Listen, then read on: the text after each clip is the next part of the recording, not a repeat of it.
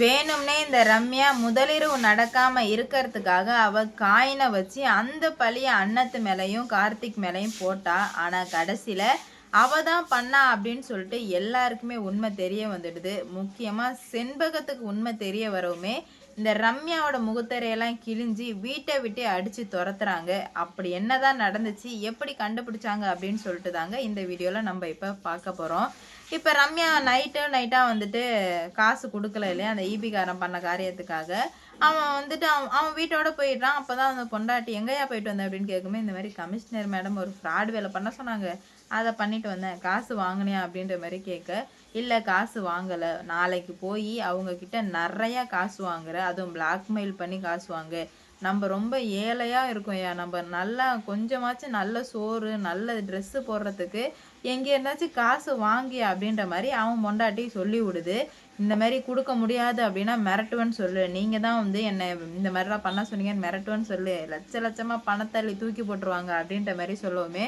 அப்படியாடி சொல்கிற அப்படின்ற மாதிரி கேட்க, ஆமாம் நான் சொல்கிற மாதிரியே செஞ்சு நாளைக்கு லட்சமாக பணத்தோட வீட்டுக்கு வந்தால் வா, இல்லைனா வராத அப்படின்ற மாதிரி அவங்க பொண்டாட்டி சொல்ல, அதேமாரி காலையில் ஆகுது. காலையில் ஆனதுமே இவன் ஃபோன் பண்ணுறான், மேடம் இந்த மாதிரி காசு வேணும் அப்படின்ற மாதிரி சொல்ல, காசு வந்து வாங்கிட்டு போ, இல்லை எனக்கு காசு நிறையா வேணும் அப்படின்ற மாதிரி கேட்க, நிறையானா பேச்சே சரியில்லையே முருகேசா உனக்கு அப்படின்ற மாதிரி சொல்ல, இல்லை மேடம் உங்களுக்கு நான் பண்ண காரியத்துக்கு எனக்கு வந்து அது தொழிலுக்கு நான் பண்ண அதர்மம், அதனால் எனக்கு காசு நிறையா கொடுத்தா மட்டும்தான் வந்துட்டு நான் இதை சொல்லாமல் இருப்பேன், இல்லைனா சொல்லுவேன் அப்படின்ற மாதிரி சொல்லவுமே, இப்போ உனக்கு என்னடா பிரச்சனை, முதல்ல வீட்டுக்கு வாடான்னு சொல்லிட்டு வீட்டுக்கு வந்து இவன் போகிறான். வீட்டுக்கு போனதுமே ரம்யா வந்து 10,000 கொடுக்குறாங்க, எனக்கு 10,000லாம் வேணும், லட்சமாக தான் வேணும் அப்படின்ற மாதிரி கேட்டு சண்டையாக போயிட்டுருக்கு இவங்க 2 பேருக்கும்.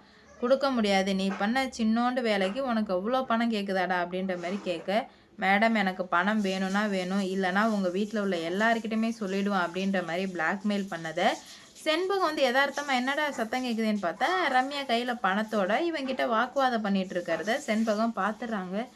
என்ன தங்கம் ஏதோ பண்ணிட்டு இருக்காளே அப்படின்னு சொல்லிட்டு பார்த்தா அப்போ தான் அவங்களுக்கு எல்லா உண்மையுமே தெரிய வருது. அந்த ரூமில் காயின் வச்சதும் நீங்கள் தான், என்ன நீங்கள் தான் வந்து கரண்ட் கட் பண்ண சொன்னீங்க அப்படின்னு எல்லாத்தையும் உங்கள் வீட்டில் உள்ளவங்கள்ட்ட சொல்லவா அப்படின்ற மாதிரி கேட்க, என்னடா பிளாக்மெயில் பண்ணுறியா அப்படின்ற மாதிரி கேட்குறாங்க. சேச்சே நான் ஏன்டா பிளாக்மெயில் பண்ணுறேன், உண்மையை தான் மேடம் சொல்கிறேன், எனக்கு பணம் நிறையா வேணும்னு சொன்னதுமே இது எல்லாத்தையும் கேட்ட செண்பகத்துக்கு தலையே சுற்றிடுது. அட பாவமே, இவ இவ்வளோ பெரிய வேலை பண்ணி வச்சுருக்காளா அப்படின்னு சொல்லிட்டு என்ன பண்ணுறது போகிறதுன்னு சொல்லிட்டு சுத்தமாக புரியல. உடனே என்ன பண்ணுறாங்கன்னா, இதை இப்படியே விட்டுறக்கூடாதே, நம்ம தான் ஏதாவது ஒன்று பண்ணணும் அப்படின்னு சொல்லிட்டு, சரி இரு, ஆனால் இந்த விஷயத்த நீ யாருக்கிட்டேயும் சொல்லக்கூடாதுன்னு சொல்லிட்டு போயிட்டு பணத்தை எடுத்துகிட்டு வர்றாங்க. பணத்தை எடுத்துகிட்டு வந்ததுமே இது எல்லாத்தையும் பார்த்துட்டு இருந்து தலையே சுற்றிடுச்சு. சரி ஃபஸ்ட்டு முதல்ல நடந்துச்சா இல்லையான்னு சொல்லிட்டு பிள்ளைகிட்ட கேட்போன்னு சொல்லிட்டு, என்ன சரவணா எல்லாம் நல்லபடியாக போச்சா அப்படின்ற மாதிரி கேட்க, அம்மா எங்கம்மா நல்லபடியாக போச்சு, அந்த மேடம் மைண்ட் அப்செட் ஆகிடுச்சு அப்படின்னு சொல்லிட்டு வந்துட்டு போய் வெளியே என்னை படுக்க வச்சுட்டாங்கம்மான்னு சொல்லுவோம். ஒரு பெத்த தாய்க்கு ரூமை விட்டு தான் பிள்ளைய வெளியே அனுப்புனா எல்லாருக்கும் கோவம் வரதா செய்யும். டே இங்கே பாருறா, இந்த மேடம் வந்து நல்லவ கிடையாது, இவளை என்ன பண்ணுறேன்னு பாரு அப்படின்னு சொல்ல, எதுக்காகமா இப்போ நீ அவங்க மேலே கோவப்படுற அப்படின்ற மாதிரி கேட்கவுமே, கோவப்பட்டு தான் ஆகணும் சரவணா, உனக்கு இங்கே நடக்கிற எந்த உண்மையுமே தெரியல அப்படின்ற மாதிரி சொல்ல, ஏ ரம்யா அப்படின்ற மாதிரி கேட்கவுமே, என்னடா இது ரம்யான்னு கூப்பிட்றாங்களே அப்படின்னு சொல்லிட்டு ரம்யா கோவத்தோடு வர்றா. இப்போ நீங்கள் என்னை என்னான்னு கூப்பிட்டீங்க அப்படின்ற மாதிரி கேட்க, ரம்யான்னு கூப்பிட்டேன் அப்படின்ற மாதிரி சொல்கிறாங்க.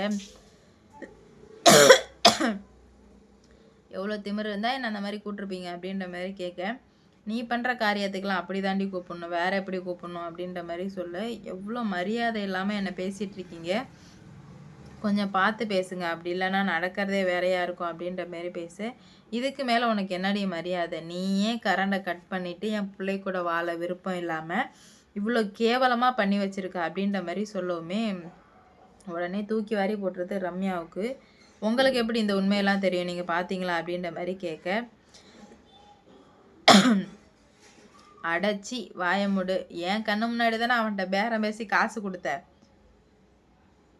நான் தான் பார்த்தனே எல்லாத்தையும், இப்போ வந்து இப்படி பேசிகிட்டு இருக்கேன், நான் உன்னை என்னவோ நினச்சேன், இதுக்கு மேலே சரி வராது, இதுக்கு மேலே நான் என்ன பண்ணணுமோ அதை பண்ணிக்கிறேன் அப்படின்ற மாதிரி சொல்ல, தேவையில்லாமல் பிரச்சனை பண்ணிகிட்ருக்கீங்க ஆண்டி, அது நல்லதுக்கு இல்லை அப்படின்ற மாதிரி சொல்கிறாங்க. நீ வந்தால் என் குடும்பம் நல்லா இருக்கும், என் பிள்ளைய நீ நல்லா வைப்பன்னு தான் நான் நினச்சேன். ஆனால் நீ வந்து பண்ணுறதெல்லாம் பார்த்தா எதுவுமே சரி வர்ற மாதிரி தெரில. இதுக்கு மேலே நான் பார்த்துக்கிறேன் அப்படின்ற மாதிரி சொல்லவுமே உடனே ரம்யாவுக்கு கோவம் வருது.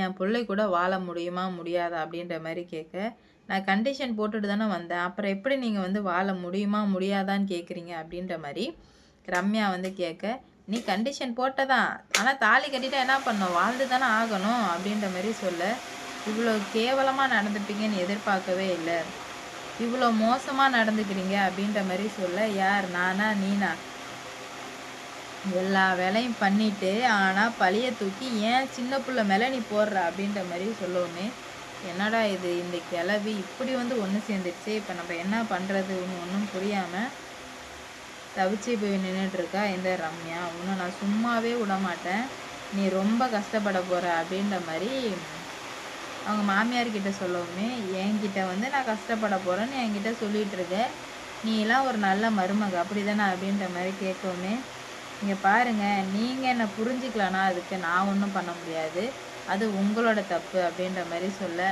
நான் ஒன்று புரிஞ்சிக்கல இல்லைம்மா, நீ தான் வந்து தப்புக்கு மேலே தப்பு பண்ணிகிட்ருக்க, இதுக்கு மேலேயாச்சும்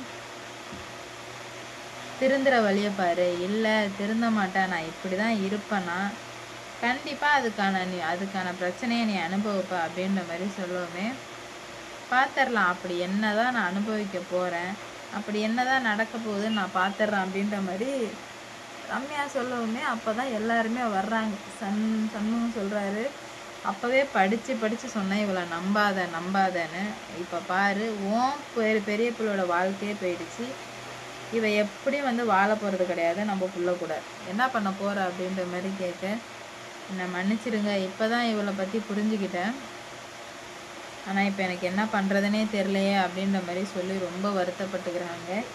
நீ ரொம்ப ஃபீல் பண்ணாத, நான் இதுக்கு ஒரு முடிவு கட்டுறேன் அப்படின்ற மாதிரி சொல்கிறாங்க. நீங்கள் என்ன பண்ண போகிறீங்க அப்படின்ற மாதிரி கேட்க, வெயிட் பண்ணி பாரு நான் என்ன பண்ண போகிறேன் அப்படின்ற மாதிரி சொல்கிறாங்க. என்ன பண்ண போகிறாங்க அப்படின்னு சொல்லிட்டு பார்க்கலாம். கூடிய சீக்கிரம் எல்லா பிரச்சனையுமே ஒரு முடிவுக்கு வரதான் போகுது. இதுக்கு மேலேயும் வந்துட்டு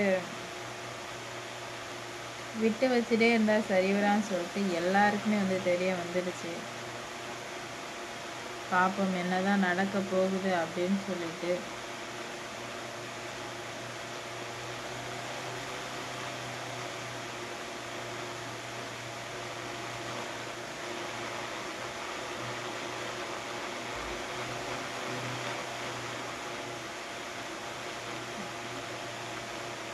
லைக் பண்ணுங்க, சப்ஸ்கிரைப் பண்ணுங்க.